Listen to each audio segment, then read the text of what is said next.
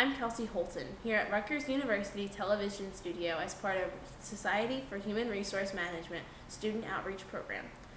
I'm here to talk about the 20th anniversary republication of Robert Jackal's book, Moral Mazes, The World of Corporate Managers. Overall, Jackal brings out a new perspective about how corporate managers think the world manipulates itself. He framed the book by talking about how many different aspects of the life of high-ranking managers. He also spoke about the reality of appearance versus facts. Now, I've asked 4 HR professionals about the book and what they thought was important to know about it.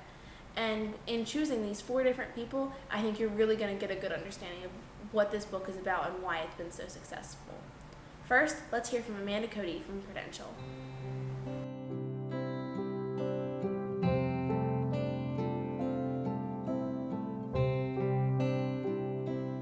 Hello, my name is Amanda Cody, and I currently work at Prudential Financial. I have been the Human Resource Manager here for 5 years. Before this, I worked at AT&T and their Human Resource Department for 3 years. I have learned so much through the years and also from my experiences in the HR field. And after reading Robert Jackal's book, Moral Mazes, I found that he made very helpful and valid points about how corporate managers think the world works. The one idea that was mentioned in the book and stood out to me was the top management does not want to deal with hardships or any bad news because they expect success, so they rely on middle management to keep everything running smoothly. This idea is ultimately very true in the business world. Top managers will not want to deal with issues that middle managers should handle. There was once a coworker of mine, a middle manager who at the time was relatively new in the position, and realized that the company was experiencing some troubles with sales and unhappy customers. He then instantly ran to the CEO and explained what was happening. Our CEO did not want to hear it and explained to the manager that he needs to fix the problem and learn to do his job, or he would find someone who could. After that incident, he did not run to the CEO's office unless it was a serious matter. High-level managers are very busy and only want to hear about success from their company. That is why they hire middle managers to do the intense work behind the scenes. Overall, Robert Jackal's book is a very interesting read for those who are aspiring to be in the HR field, and it may also teach you some valuable lessons so you're not the one being shouted at by your CEO. Hello, how's everybody doing out there? I'm glad you asked me for my expertise on this project that you're putting together.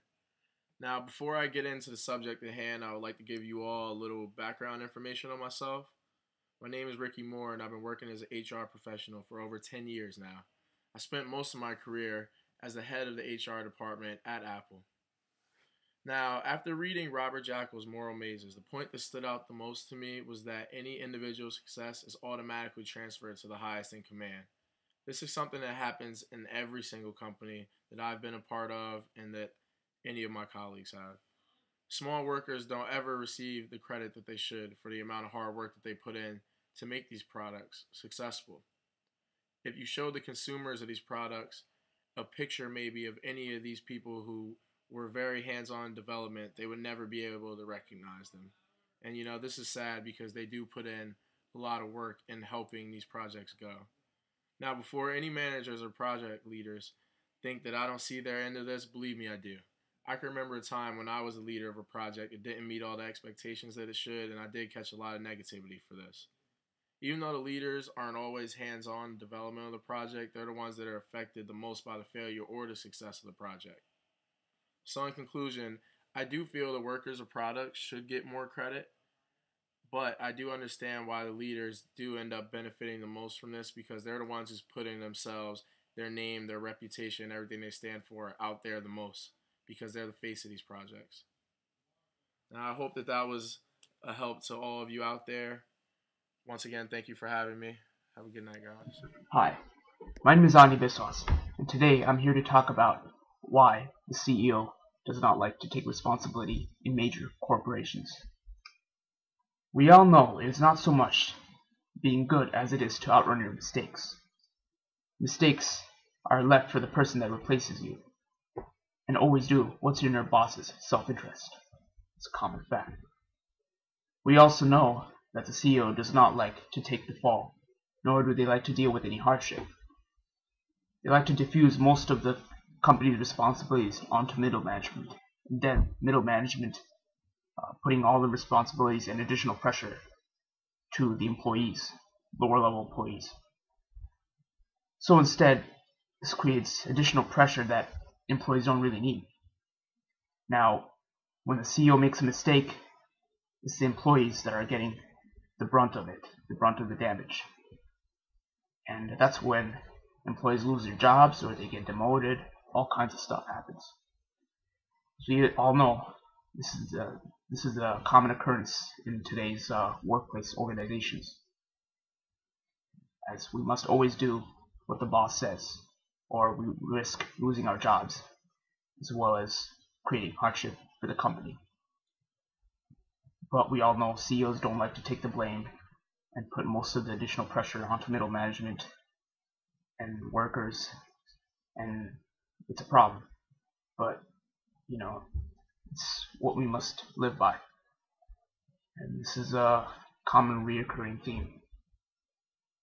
Thank you for listening. My name is Biswas. Take care. Hey, how you doing? Just a quick background. I'm Anthony Patras, head of the HR department for Vava, sister company to Wawa. You get it? My position there has a very corporate feel to it. Especially being on top of the food chain, I have a broad perspective of the entire business and have a great idea how things should be run. Based on my reading from Jackal's book on corporate management, I took a great deal of notice in that employees only tell their bosses what they want to hear. I question this finding heavily. When I ask for a status report on a certain topic or something based on performance, I feel like it is paramount for me to know exactly what is going on. I mean, what sense does that make? You're asked to do a job that I hired you to do.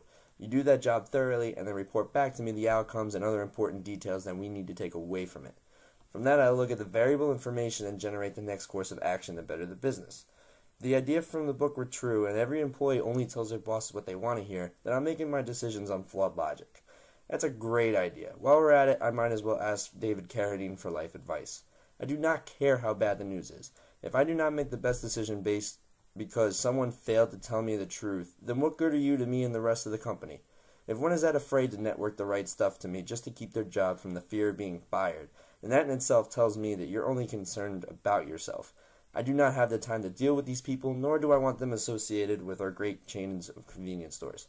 Don't get me wrong, I love hearing great news. It puts a big smile on my face and makes my day. But ultimately, you're potentially messing with my job because it questions my ability to make the best choices.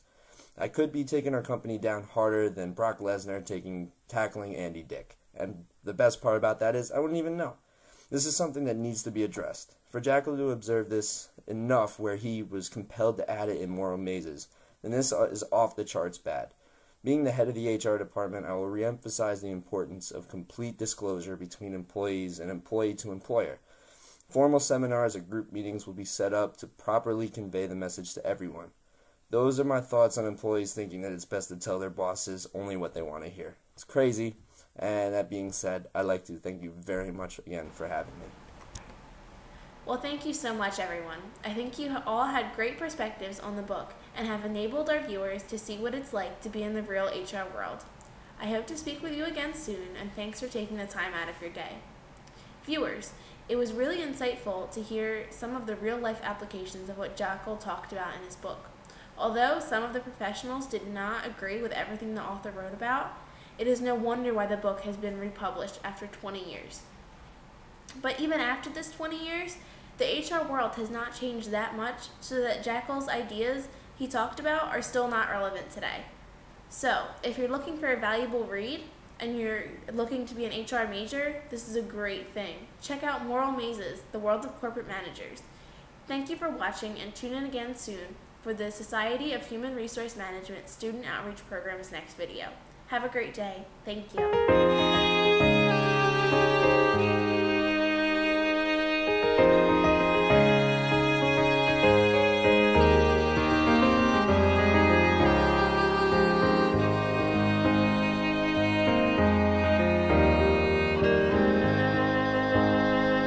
The days I can't see your eyes, I don't even want to open mine. On the days I can't see your